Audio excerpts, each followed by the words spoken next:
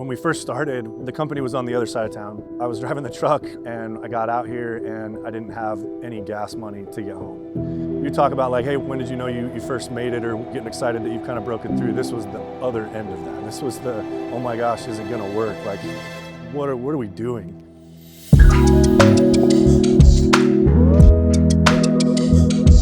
Success in manufacturing isn't just about machines and production. It's about belief. Belief in your vision, your work, and your willingness to keep going when things get hard. Today, we're sharing the story of a family company that's built on faith, perseverance, and the determination to never quit. This is Halo Structural Products, and here's their story.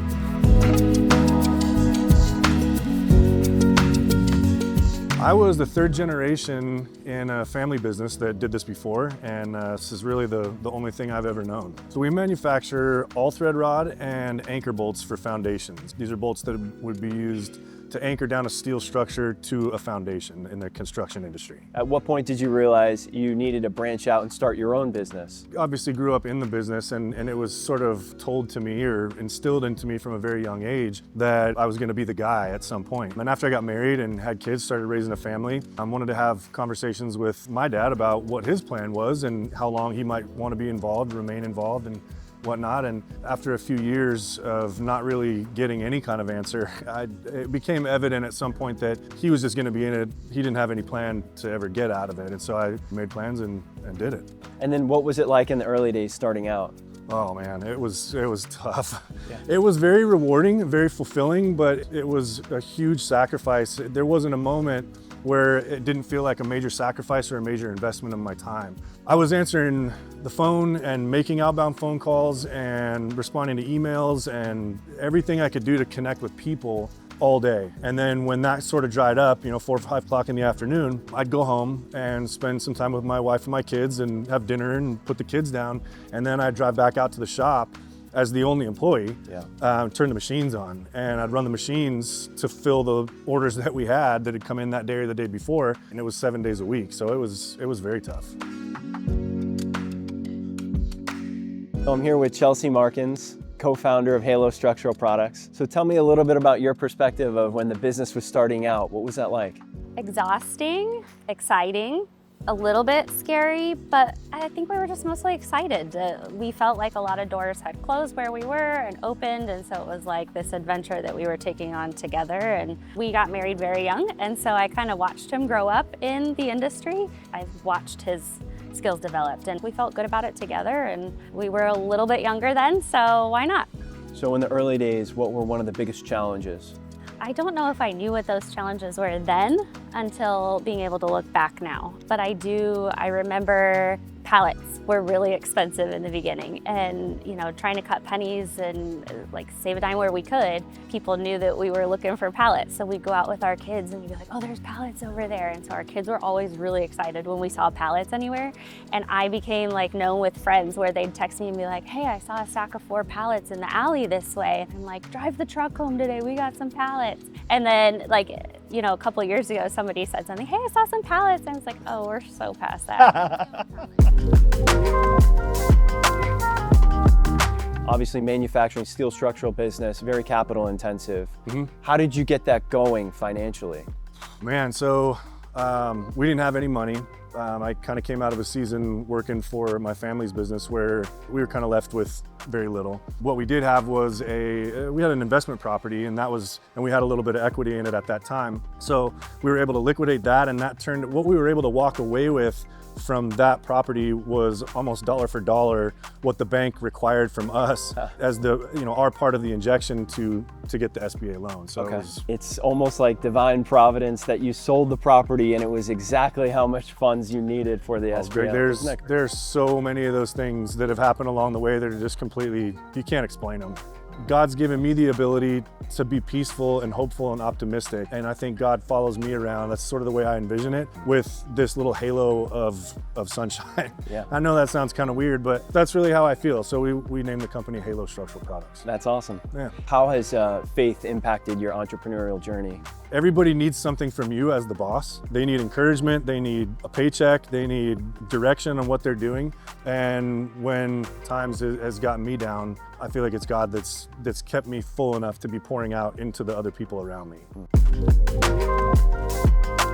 When did you start to feel like things were looking up and you were starting to break through?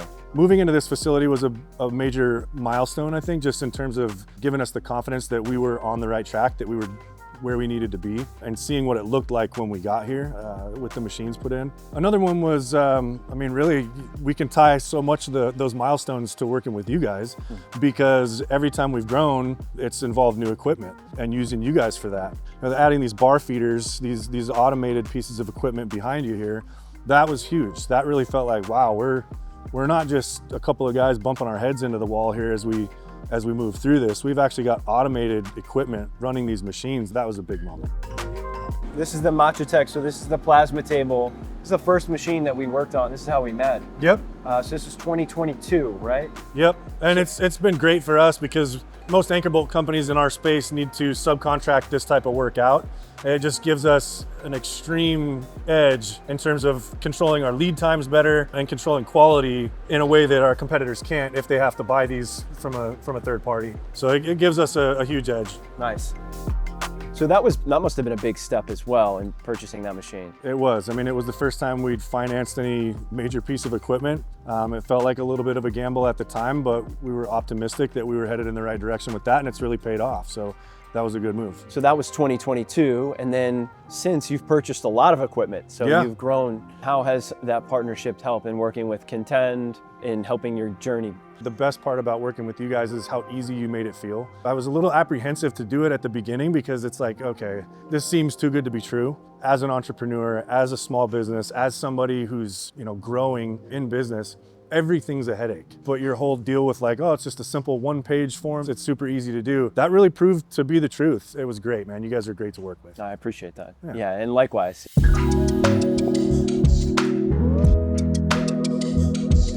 We were working with somebody last year and he's like, don't forget to celebrate your wins. It's so easy to get caught up in the headaches, the little headaches every day. There's always a lot of wins and you do have to kind of slow down and take those for what they are. Absolutely. I remember the day we got our first machine delivered and we had this very clean shop with pristine floors and we had one machine in there. And we took a picture of it because we were super excited for our first machine. And every year that pops up on my memories on my phone and I see that. And you look back and you're like, wow, it was just us. We didn't even really have any customers then. We weren't manufacturing, but that's where we were. And then to, show up and have employees that are getting paychecks and customers that are getting their bolts and vendors that were working really hard to pay. You see that in our shop going and it's like, wow, we've come a really, really long ways. Yeah, that's incredible. Yeah. What legacy would you like to leave behind? I want it to be lean. I want it to be an example of how to learn from your own mistakes. I want to be an open book to the people around me, and I want to be inspiring to say, hey, this guy, he didn't have it all figured out, but he's worked through it, and we respect what he's done. I hope that we've encouraged other people around us who want to go into business. We've been a pretty open book with the journey, the highs and the lows, and I think sharing the lows is probably more valuable than the highs. So I hope other people know that when they're going through the hard things that there's good on the other side. Absolutely. So there you have it. Jeff and Chelsea built their manufacturing company through faith, sacrifice, and relentless work, and their journey is still unfolding. If stories like this matter to you, subscribe to see more real manufacturing journeys.